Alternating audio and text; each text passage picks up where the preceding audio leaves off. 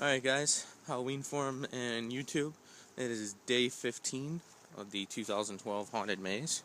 And today we were at the Adar Salvage Yard here in Michigan, Casco Township. Looking for anything unique. Mostly getting tar paper, ray rod, and a few other things. And just walking around right now, they got tons and tons of everything you can possibly think of. So that's what we're doing today on this wet day, and see if we can find anything we can use for our haunted maze. So we'll keep you posted on what we find when we get back. Hey guys, Stephanie brought up a good point, and I was thinking the same thing too, but we are in the door section of Adar Salvage Yard, and I feel like I'm in the movie Monsters, Inc. Well, which door are we going to take? Mike Mazowski. But, yeah, it's pretty crazy. Nothing but doors. Doors up there, doors over here. So. Hey Halloween Forum and YouTube. This is day 14 of the Haunted Maze. I am once again on the roof. You guys might think this is my favorite place to be, but it's really not. We ran into some difficulties with the wind. It blew some of our plastic off the nails, so I had to climb up here once again and re-tack everything. We put some walls over there so the wind wouldn't get underneath the plastic. It seems to be holding up pretty good, but I guess we'll find out. Once we get that other wall up, it'll be alright. I tacked this, all that. Wasn't tacked very good yesterday, but that's what I'm here for, is to climb up on the roof and tack. It's my job. Chris is cutting wood right now. Keeps me away from him for a little bit, but it's alright. Kind of don't want to get down now, but I'm out of tacks, so I have to. And I guess we'll find out. Let's see, there's a big bubble. Gotta tack that. Gotta get over there somehow, tack it. But other than that, everything seems to be holding up pretty good. I guess we'll go down and see what Chris is doing over there. It's a nice day outside.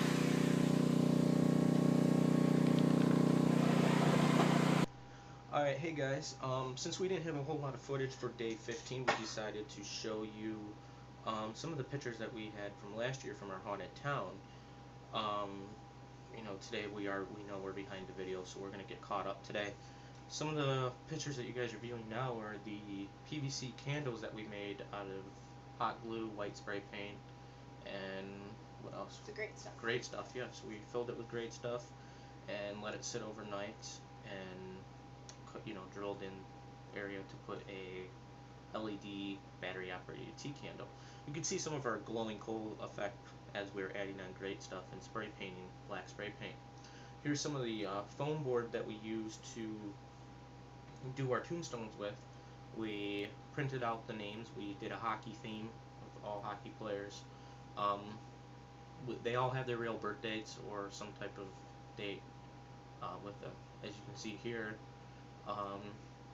in this next photo here, Stephanie's starting to cut it out with the rotozip. So, how was that, Stephanie? Pretty easy. Pretty easy. What would you say was harder, tracing or cutting it out? Tracing the letters. Tracing the letters. On the foam board. Tracing the letters was the hard part. Mm. But they came out really good. If you guys seen the video prior to these other videos, we really marked them up and modified them. Did a bunch of stuff to them this year to make them age and make them look different or deteriorated from weathering. So they look really good if you guys check out that video. I don't remember what day it was that we did that, but I think it was in the early stage, so check any of the videos like video 4, day 4, day 5, day 6, somewhere around in there, I believe. But the tombstones were great. We used solid foam board, not the beaded stuff. It's just easier to work with and cut through. Some of the Here's some of the heads that you actually are seeing that we made. There's a tutorial online on that, how to make your $5 mask light up. Here's some of the 1x2s that we use for our graveyard fence. We used 1/2-inch PVC, and we made our fence out of that. So it turned out really good. What do you think about the fence stuff? What's your favorite part about the fence? The arc. The arc. We're gonna get to that in a sec. Here's some of the PVC. So as Steph was saying, she really likes the arc, which you're seeing here, which is our main focal point of the graveyard fence. It's the gate, and like a couple pictures prior, that was the gray stuff filling up the PVC candles that we cut out. Here's some more photos of the fencing before it was spray painted black. We also put small skeletons and stuff on the end caps and used a giant skull for the center gate. And kind of added to it. I don't know, what do you think about that stuff? That's pretty sweet. And then in the next few photos that you'll be seeing here is our glowing coals effect that we used. How many strands of lights? Like 5. 5 strands of LED continuous light, so if a light bulb burns out, it won't take out the whole line, so they'll continuously work. We used plastic bottles, different sizes and stuff to build it up. We did a 4x5, used MDF. It's just something we had laying around. The mark in the middle was a hole that we had to cut out, that we used a clothesline to hang body parts for in the haunted town. Here's a picture of it lit up at night. We spray painted more black on it to darken it up a little bit. And again, here's some of the photos beginning of making the $5 mask with the LEDs and the ping pong balls being glued on. Some of the colors that I enjoyed on the mask, and I'm sure Steph can agree here, is the blue LEDs and the white. They really stand out in the light bulbs. And here's one of the masks that I bought off somebody on HalloweenForum.com. Shipped it to me. I paid through PayPal from him. It's a really sweet mask that I seen that he had up for sale, and bought it right away from him. This devil mask, which we haven't done anything with this year, was like a $10 mask. Where did you say we think we got all the masks from for like under $5? Meijer, I think. Yeah, so you go to Meijer or Walmart and buy these masks for like under $5.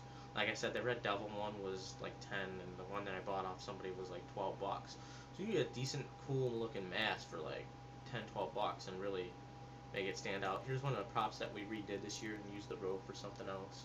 Another one of our heads that we purchased.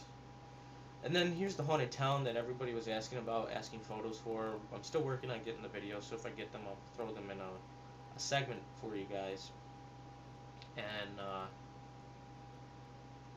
it's just the beginning. That's the clothes hanger that we had the glowing coal effect underneath, and we hung body parts from. And that's more of the town. We tried to differentiate different buildings and different styles and different heights to kind of give us that town look. Again, we did this in a month as well, and we find now that doing another project within a month, we need more time than that. So at least now we know that we're going to probably do this next year and start a whole lot earlier, so we can prep in detail and go work on it bits and pieces instead of rushing to get it done at a deadline. So like I said, we tried to make the buildings all different shapes, sizes, widths, heights, just so it felt like you were walking through a small abandoned town. And that's just the back side. Here's one of the we made like a jail cell and a building that had 4 windows in it, and we put props in there. Here's our chop house, gravedigger, mutilation building. And these are some of the insects and stuff that we got from the dollar store. Is that right, Seth? Yeah. And we use saran wrap and foam. Here's our graveyard setup from last year. This is the spot where you're actually walking through now for our new maze. And here's our crime scene that we got caution tape for, and some squirted blood all over the place. Really made it glory. Here's the conveyor belt that we would throw the caskets on, and the gravedigger would chop up and mutilate. And we had like a flower shop that had a bunch of black roses and a packaged meat area. Here's our crime scene again in the greenhouse. Just a sheet with some insulation that we found underneath it. Here's the chop house again being constructed. On the back side of it, you can see the conveyor and the other side of the town there. Some more pictures of the chop house before we start putting tar paper on it. This is the walkway going towards the graveyard, and then we had our party and DJ in the back pole barn. And here's some of the supplies that we gathered. Flooring that we used for the grave, one of our giant skulls that popped out of the ground. What was your favorite building, Steph? The chop house. Yeah, I think the chop house was really cool. We spent a lot of time on it. It's one that had the most details. Yeah, details is everything. You gotta really spend time to detail what you really are trying to achieve in each segment or each area of your maze or walkthrough. Here's some of the, we called it the tavern at the time. And then there's some of the windows, which we are currently using that piece this year for the chop house. And it looks really good. Some more of the conveyor, the backside. We built another building, added on to it, and put a, I don't know, that was like the gravedigger coming out of the floor there. That was going to be like a church, but we didn't really have time to detail a church into it. So I just made it out of OSB and the windows out of 1x2s, and we painted it all black. Here's walking into that chop house area. I think, the haunted town was cool, but I think this year, just because it's the first time we're doing a maze, is really, really fun. There's a lot of dead ends, a lot of rooms that we're finding. What do you think about this year's project? It's a lot better than last year's. Yeah, last year's was cool. It was just a centerpiece to walk through. We still got some scares out of it, but this year I think is just going to be amazing. It's going to be really cool. I'm excited. Yeah, I think we're all excited. We're just tired. You guys, if you guys are following the videos, we did everything like we said. Well, this is day 16, day 15 here. Like, we didn't have that much footage when we were at the salvage yard, but we did do a lot.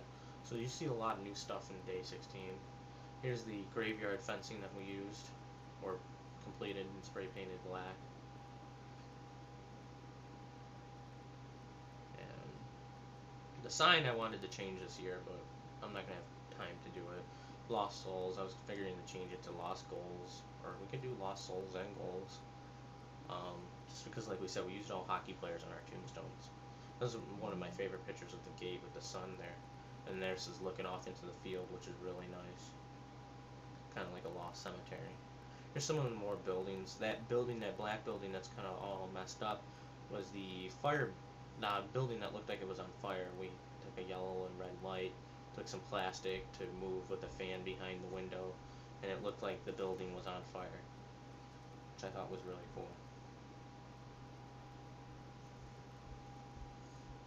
Here's more of the other building. We put like a clear plastic up in the top to kind of make it taller.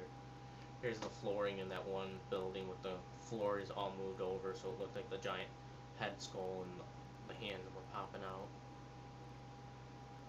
One of the cheap scene center ghosts that we put up, which really didn't have any effect, I don't think.